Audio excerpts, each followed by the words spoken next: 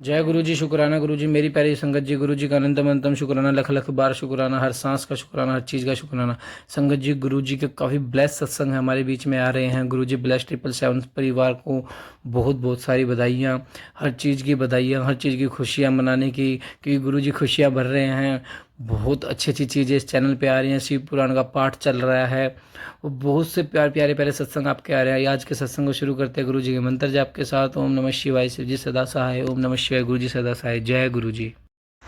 जय गुरु जी। शुक्राना गुरु जी। ओम नमः शिवाय, शिव जी सदा सहाय। ओम नमः शिवाय, गुरु जी सदा सहाय। जैसे कि मैं अपनी शुक्राना सत्संग पहले भी शेयर कर चुकी हूँ, तो मेरे को उसमें लगा करते करते कि काफ़ी सारी चीज़ें तो मेरे को जैसे गुरु जी ने याद दिलाई कि मैंने शेयर ही नहीं की, तो मैंने इससे पहले वाले सत्संग में कुछ चीज़ें शेयर करी और वो शेयर करते ही तुरंत और क्या चीज़ें रह गई हैं वो भी मुझे अपने आप ही याद आ गया। जैसे गुरु जी ने ही मेरे दिमाग में डाला कि बेटा ये रह गया है, तो मैं वो आज शेयर करना चाह रही थी कि जैसे एक बार मैं अपने बीच में जब ब्लैक मैजिक और इन सब चीज़ों की वजह से 3-4 महीने पहले मैं बहुत बहुत ज़्यादा परेशान थी।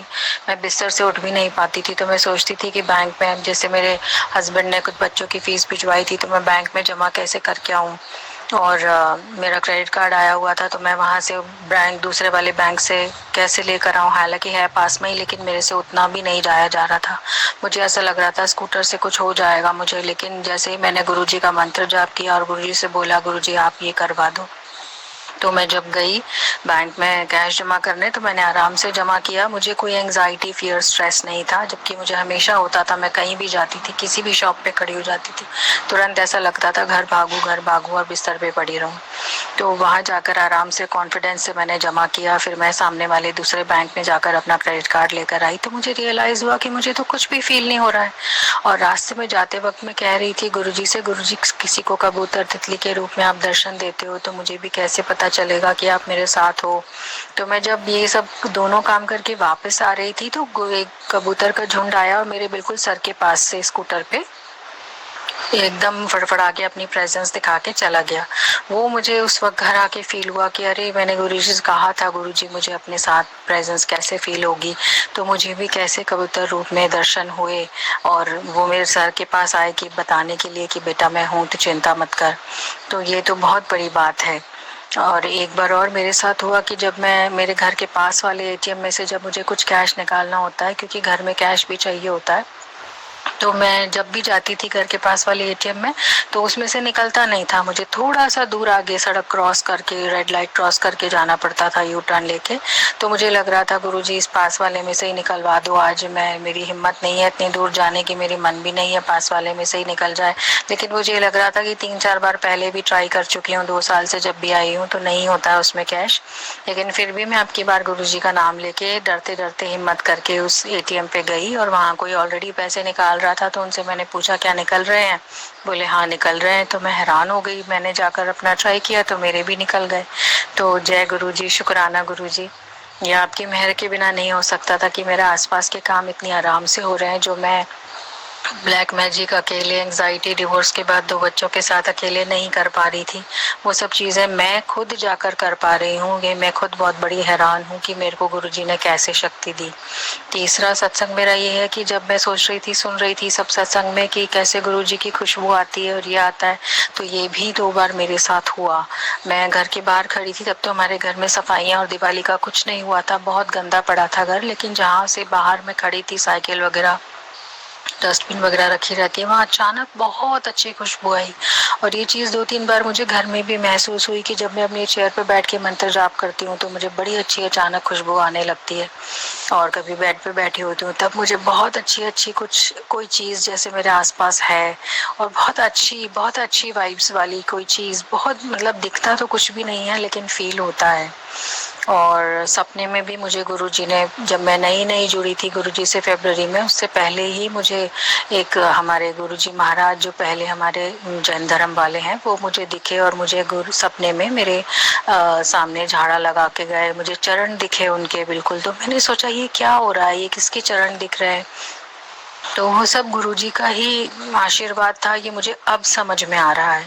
और सपने में जैसे मैंने कईयों का सुनती थी, हनुमान जी की भक्ति भी करती हूँ मैं, ये ब्लैक मैजिक वगैरह से बचने के लिए, तो मुझे सपने में बंदर भी दिखाई दिए, तो उसका भी अनंतम अनंतम शुक्राना गुरुजी। और जब मेरे सपने में साक्षात मेरे जैन महाराज जी के रूप में आकर के आपने दर्शन दिए और मेरा झाड़ा लगाया, तो वो तो मेरे लिए बहुत बहुत बड़ी बात हो गई। उस दिन से ही जैसे आपने मेरे को आकर दिखला दिया कि मैं अब तेरे साथ हूँ, अब तुझे डरने की जरूरत नहीं है। ये बहुत बड़ी बात है, ये किसी को बताओ तो कोई यकीन नहीं करेगा। और तीसरा मेरा ये है कि किचन में जैसे गुरुजी बहुत सारे सत्संग में आ रहा था कि तेरे किचन में कुछ होने वाला है, ध्यान से काम कर।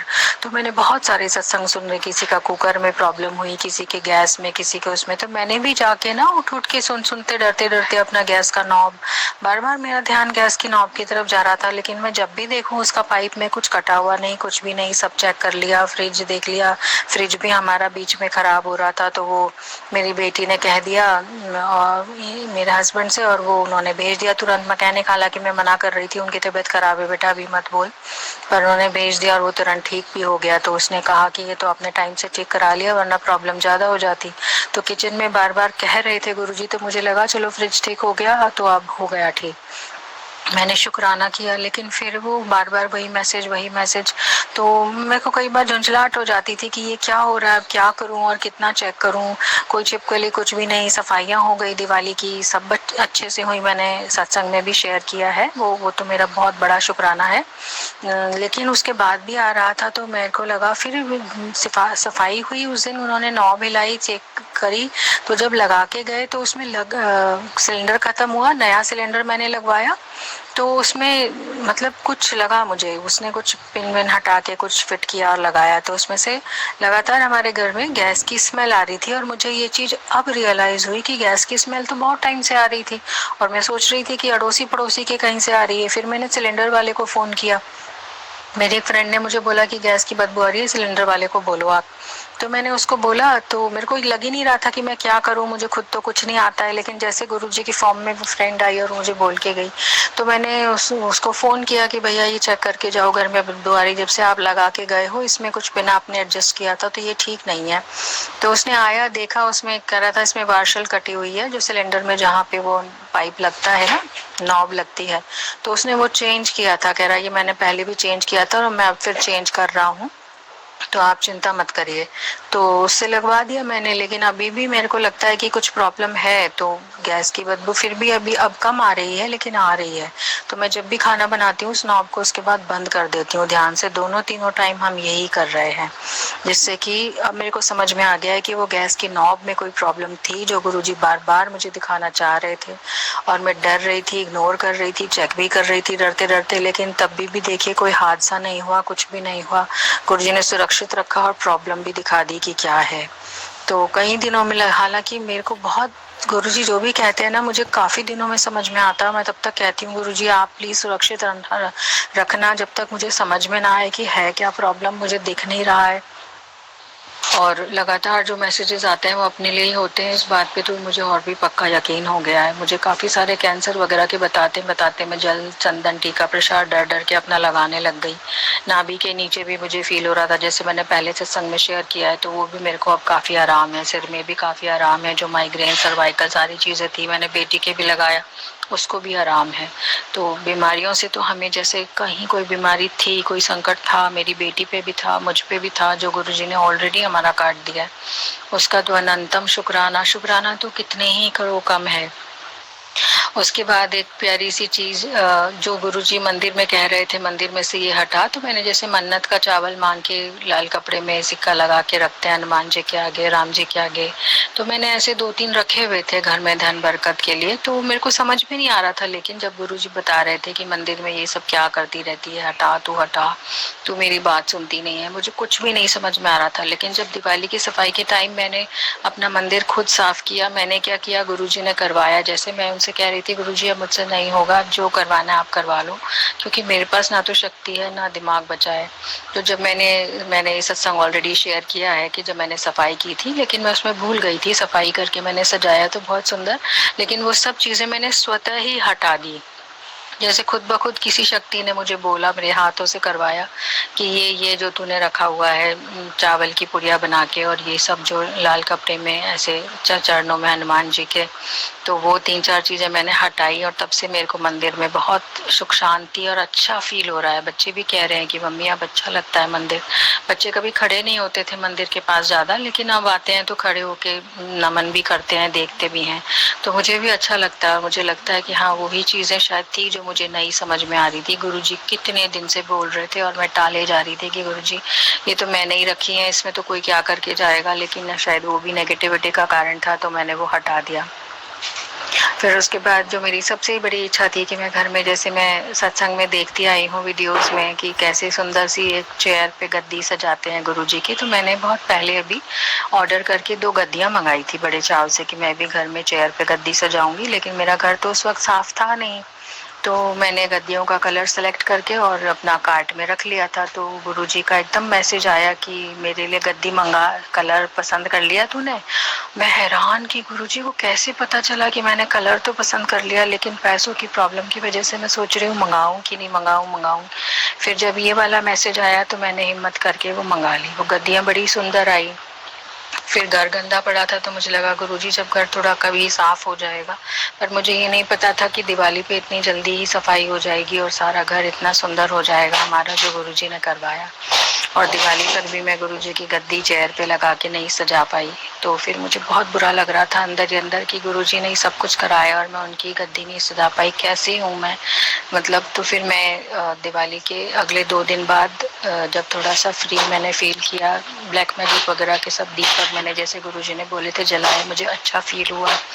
फिर मैं उठी अचानक और मैंने जो है ना, एक दिन दिवाली के 3 दिन बाद मैंने एक चेयर निकाली, उस पर गद्दी लगाई, नीचे एक, ऊपर फिर गुरुजी की फोटो स्वरूप मैंने उसमें लगाए। और कैसे मेरे पास कुछ नए दुपट्टे पड़े थे, मैंने चारों तरफ उसके लगा के एक सुंदर सा, जैसे होता है ना गुरुजी का स्थान अपने घर में क्रिएट किया कि गुरुजी हमारे साथ रहेंगे तो हमें कोई दिक्कत नहीं आएगी। तो वो मैंने सजाया, इतना सुंदर लग रहा है, बच्चों को भी इतना अच्छा लगा कि मम्मी, हाँ, मैंने कहा बेटा ये गुरुजी की एक अलग, हमारे घर में जैसे बड़ों का स्थान देते हैं, अपना खुद का हमारा स्थान होता है कि ये मेरा बेड है, ये मेरी जगह है, तो गुरुजी का भी स्थान करके मुझे बड़ा अच्छा लग रहा था। हालांकि है तो सब गुरुजी का ही दिया हुआ, हम क्या उनको स्थान देंगे, उन्होंने इस धरती पे हमें स्थान दे रखा है।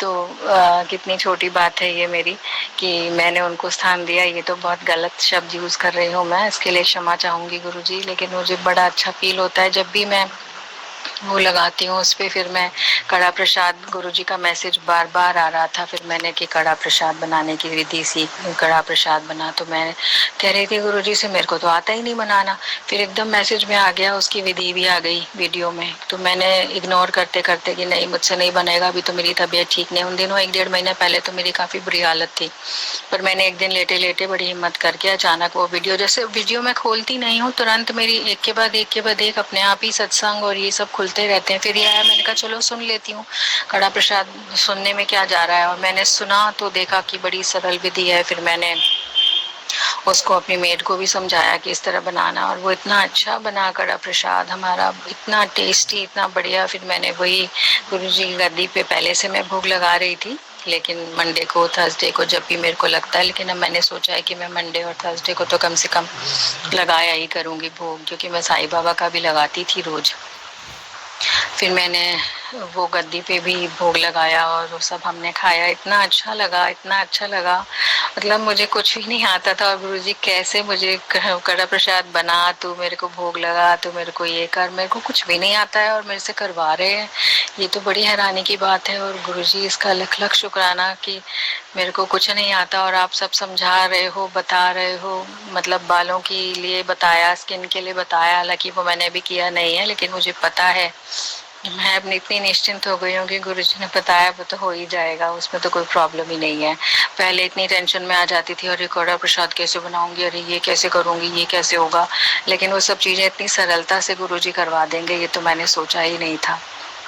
लेकिन मैं अपनी उलझनों में कि मेरी तो तबीयत ठीक नहीं है, मेरे पे तो ब्लैक मैजिक बहुत हो रखा है, मेरे तो ये हो गया, मेरा तो घर टूट गया, मेरा तो ऐसा हो गया, मतलब इन चीज़ों में नेगेटिविटीज़ में बहुत ज़्यादा थी, जो मेरा दिवाली की सफाई से काफ़ी उतरा है। और मेरे को चीज़ें अब दिख रही हैं, और कैसे मैंने जाके अपना बेटी का लाइसेंस वगैरह काम भी करवा पाई। तो ये सब गुरुजी की मेहर और नहीं होती तो कुछ भी नहीं कर पाती मैं बस यही शेयर करना चाहती थी कि गुरुजी आप कैसे मुझे चला रहे हो, मुझे नया जीवन बख्शा, मेरे को बीमारियों से बचाया, एक्सीडेंट चोटों से बचाया, मुझे सब कुछ सिखाया। मेरे को एक एक बात जैसे एक नन्हे बच्चे को माता पिता सिखाते हैं कि बेटा ऐसे करो, ब्रश ऐसे करते हैं, बैठते ऐसे हैं, वो सब चीज़ें जैसे सिखाते हैं ना, तो ऐसा लगता है कि हाँ कोई है हमारे पीछे बैठा हुआ, कोई सहारा अब है। पहले ऐसा बेसहारा सा फील करती थी मैं कि दुनिया में कोई नहीं है, मैं अकेली रह गई। पर जब भी मैं ऐसा सोचती हूँ तुरंत उनका मैसेज आ जाता है, बेटा तू अकेली नहीं है, मैं तेरा मायका हूँ, मैं तेरा प्यो हूँ और बड़ा मंदिर तेरा मायका है। तो अभी तक मैं गई भी नहीं हूँ बड़े मंदिर, लेकिन मुझे वहाँ की जो मिट्टी की खुशबू है ना, मैं कई बार बड़े मंदिर का चित्र याद करके मन में और ध्यान कर लेती हूँ, तो मुझे बड़ा अच्छा फील होता है कि हाँ मैं मेरे मायके पहुँच गई। तो गुरुजी इसका अनंतम शुक्राना। और मैं क्षमा मांगती हूँ कि मैं अपनी उलझनों में, अपने दिमाग की उलझनों में भूल गई थी शेयर करना। आपने कितना कुछ तो किया है मेरे लिए, बहुत कुछ किया है। जय गुरुजी, शुक्राना गुरुजी। ओम नमः शिवाय, शिव जी सदा सहाय। ओम नमः शिवाय, गुरुजी सदा सहाय। बहुत जल्दी मैं अपना अगला सत्संग भी शेयर करूँगी गुरुजी की मेहर से। Thank you so much. जय गुरु जी, शुक्राना गुरु जी, मेरी प्यारी संगत जी, गुरु जी का अनंतम शुक्राना। संगत जी सत्संग काफ़ी ब्लेस है, अपनी ब्लेसिंग वाले सत्संग को आप इग्नोर मत कीजिए, क्योंकि गुरु जी कहते हैं हर सत्संग विच एक किसी न किसी का कल्याण है। तो क्या बता इस सत्संग में आपको एक कल्याण हो। जिनको भी यह सत्संग अच्छा लगे और पूरा समझ में आ जाए वो आगे शेयर कर दे और प्यारा सा कमेंट करे। जय गुरु जी, शुक्राना गुरु जी।